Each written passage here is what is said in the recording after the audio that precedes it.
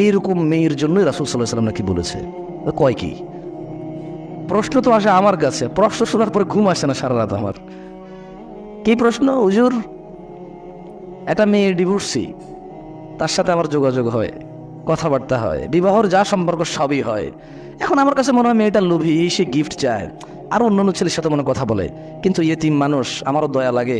আমার কি এই মেয়ের সাথে সম্পর্ক কন্টিনিউ করা জায়েজ হবে? আমি কি কয়ে আপনি হাসতেছেন, আমার সারা রাত ঘুম আসে না। আমার বউ আমারে কয়, তুমি কি পাগল হয়ে গেলা, নিজে নিজে হাসো কেন?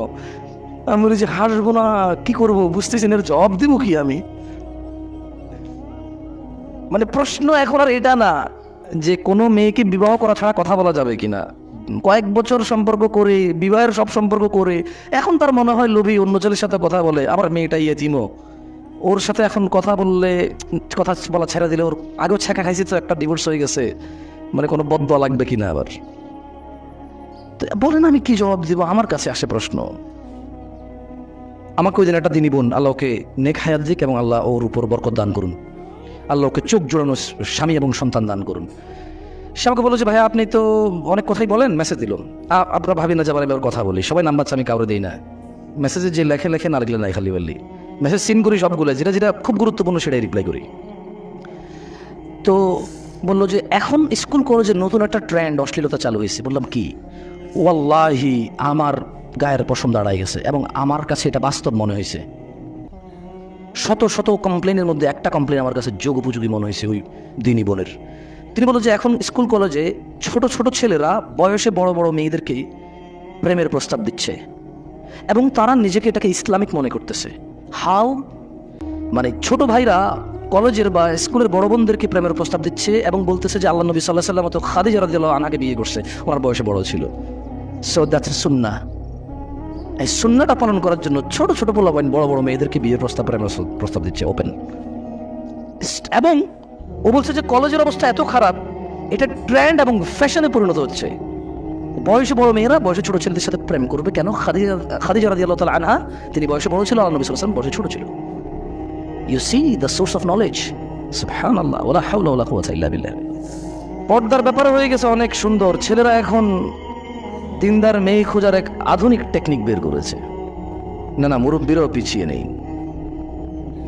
ছেলে কোন সোর্স থেকে ইসলাম ধর্ম বা ইসলাম দিন ইসলাম শিখে, আমি আজ পর্যন্ত এটাই বুঝিনি। এমনিতেই আমি স্বল্প জানা মানুষ, অল্প জানা মানুষ। এরপর আবার আপনারা জানেন, আমি ভাবলাম যে আমি না হয় অল্প জানা মানুষ, আমি জানি না। আমার শেখরা তো ভালো জানে, উস্তাদরা তো ভালো জানে, এদেশের কওমি হুজুররা, এদেশের চরমনাই হুজুররা, বহু মানুষের সাথে কথা বলেছি, বড় বড় আলেমদের সাথে কথা বলেছি। ভাবলাম তারা হয়তো জানে হোয়াট ইজ দেয়ার সোর্স। এই যুবক ছেলের, ধর্মভীরু ছেলের, আল্লাহ ভীরু ছেলের, জান্নাতে যেতে চাই এই ছেলের সোর্স অফ নলেজ কি? যে তার প্রেমিকা থাকলে অসুবিধা নাই যদি বোরখা পরা হয় প্রেমিকা। বুঝাইতে পারেনি। আমি এই সোর্স দেখি যে ওরাও পারে না। ছেলে একটা ঘুরঘুর ঘুরঘুর ঘুরঘুর করে, কি ওকেও ভালোবাসে।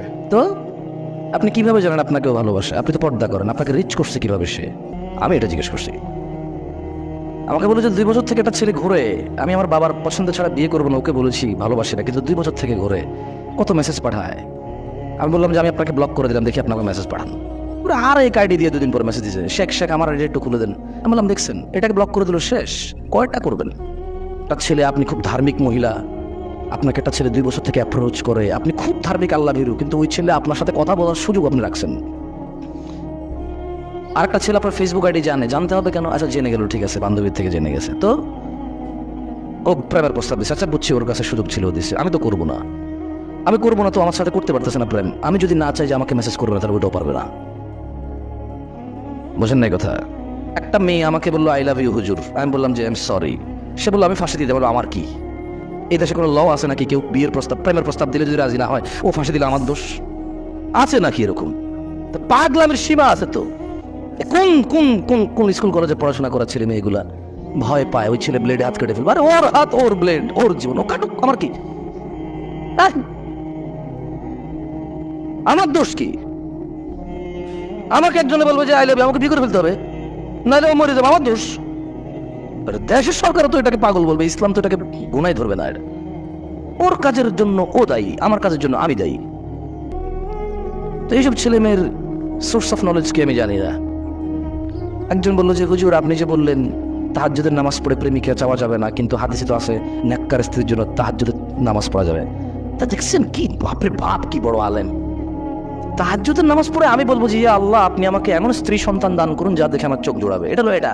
আর সে বলছে ইয়া আল্লাহ জরিনাকে আমাকে দাও। তুই জরিনাকে চেনস কেমনে? তোর যে ইসলাম তোরে শিখেছে যে তাহাজ্জুদ পড়ে দোয়া করলে নেককার স্ত্রী পাওয়া যায়, ওই ইসলামকে তোর জরিনাকে শিখেছে, চিনাইছে? ওই ইসলাম তোর চোখে না চিনাইছে? ওই ইসলাম জানলে তো তুই জরিনা চোখে না চিনারই কথা না।